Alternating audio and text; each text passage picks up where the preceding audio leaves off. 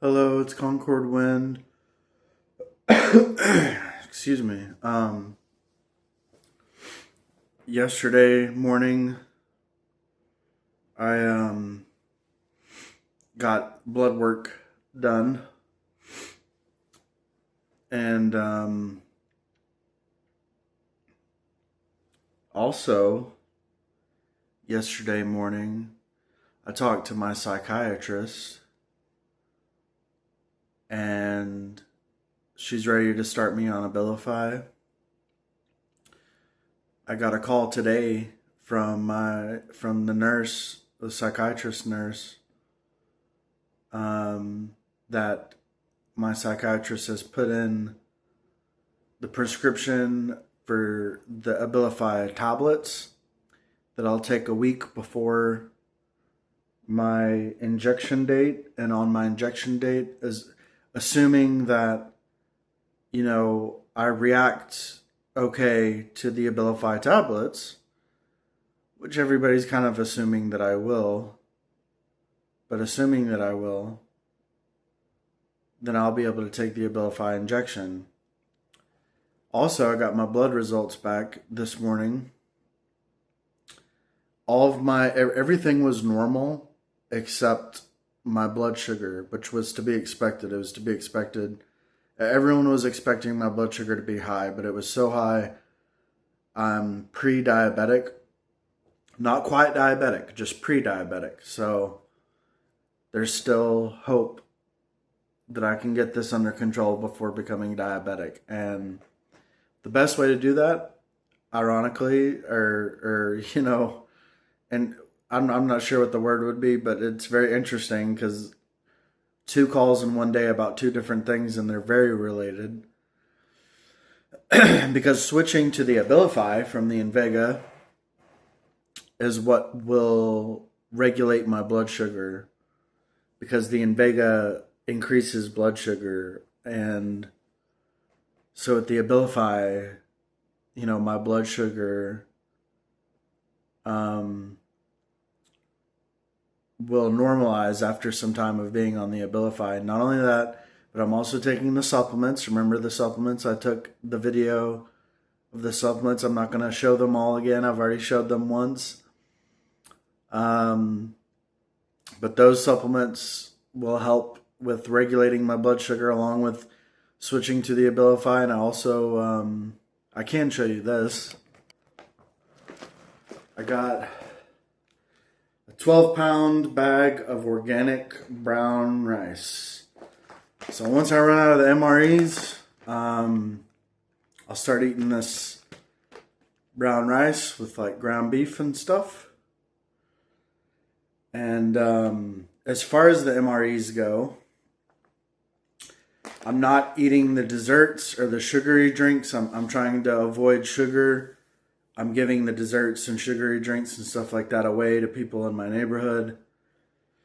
And I'm just mainly eating the entrees and side dishes that have minimal sugar, minimal carbohydrates,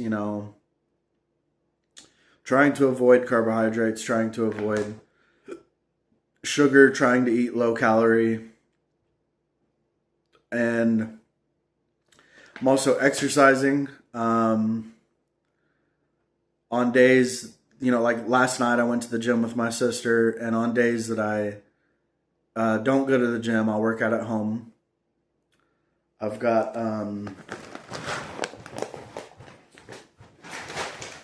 this right here, where you put your feet right there, and you can do arm curls. You can do some of these, and I'll work out with that when I don't go to the gym.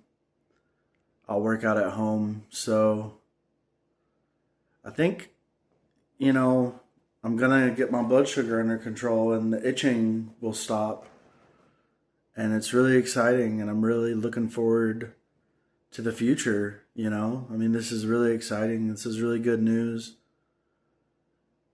And of course, I just want to say, all of this is in vain if I don't conform to the truth. Yesterday, I forgot to do my devotional, and I didn't even realize until this morning. I didn't even realize I didn't do yesterday's devotional, but yesterday I was kind of a little bit of a busy day, and I forgot, I guess. But I didn't forget today. I was doing my devotional, and then I haven't finished it yet, but we can read. What's going on with my phone? We can read some of it.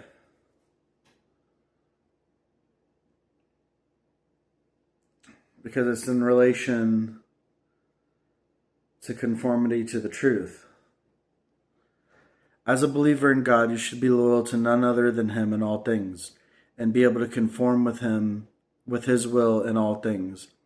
Nevertheless, though everyone understands this message, because of the sundry difficulties of man, because of his ignorance, absurdity, and corruption, for example, these truths which are most apparent and basic of all, are not wholly evident in him.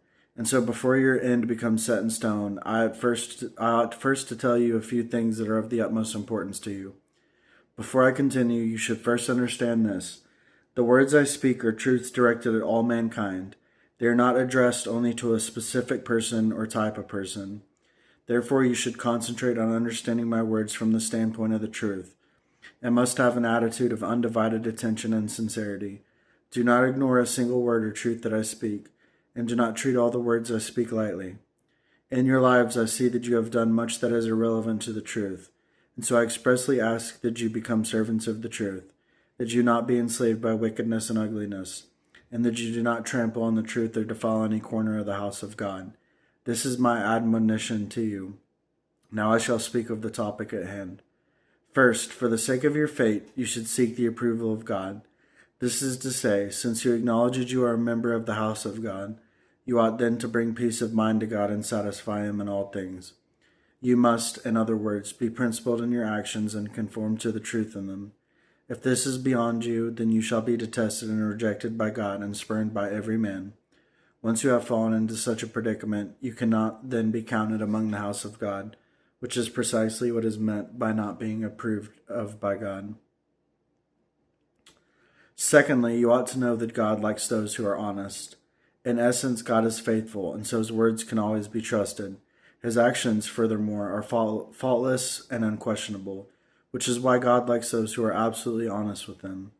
Honesty means giving your heart to God, being genuine with God in all things, being open with Him in all things, never hiding the facts, not trying to deceive those above and below you, and not doing things only to curry favor with God. In short, to be honest is to be pure in your actions and words, and to deceive neither God nor man. What I say is very simple, but to you it is doubly arduous. Many people would rather be condemned to hell than speak and act honestly. Little wonder that I have other treatment in store for those who are dishonest. Of course, I know full well how difficult it is for you to be honest, because you are all so clever, so good at measuring people with your own petty yardstick. This makes my work much simpler. And since you each hug your secrets to your bosom, well then, I shall send you one by one into disaster to be schooled by fire, so that thereafter you may become dead set on your belief in my words. Ultimately I shall wrest from your mouth the words, God is a faithful God, whereupon you shall beat upon your breast and lament, devious as the heart of man. What will be your state of mind at this time? I imagine you will not be as triumphant as you are now, and much less will you be as profound and abstruse as you are now.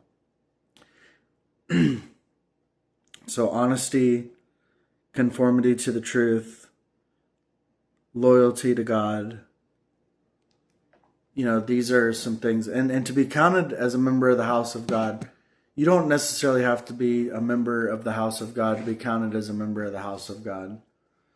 Because you can be spiritually a member of the house of God. If you conform to the truth in your actions and your principles, and you rely on God's words to act and to think, and you view the world from the perspective of the truth of God's words, and if you're dedicated and loyal to God's words and you're an honest person, I mean, you conform to the truth. You know, I mean, you're a member of God's house spiritually. I mean, God would consider you a member of God's house, not just being a member of the church, you know, because there's members of the church who aren't a part of God's house that will later on be expelled and exposed and revealed, you know, like, so being a member of the church isn't like the be all end all of, you know, whether it's not what determines whether you're a member of God's house or not, right? So, anyways, yeah, so wanted to give the update on what's going on with the medicine and everything, and wanted to read God's words, and yeah, that's it. So God bless. Thank you so much for watching, and goodbye.